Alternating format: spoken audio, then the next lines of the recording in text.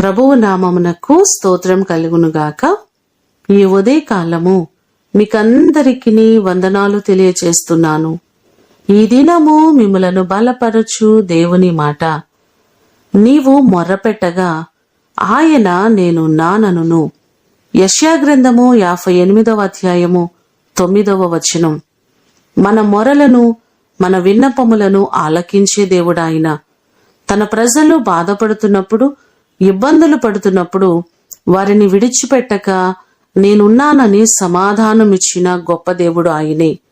కీర్తనలు 120వ కీర్తన మొదటి చరణంలో చూస్తే, నా శ్రమలో నేను యెహోవాకు మొర్రపెట్టి తిని ఆయన నాకు ఉత్తరమిచ్చెను అని బైబిల్ మనకు సెలవిస్తుంది.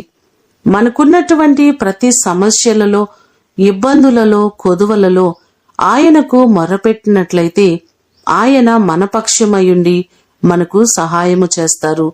ఈ మాటలు వింటున్న మీకందరికీ దేవుడు తోడయుండి ఆయన మీకు సహాయము చేయునుగాక. ప్రార్థన చేసుకుందాం. పరలోకమందున్న మా తండ్రి, మీ పాదములకు వందనాలు, స్తోత్రాలు.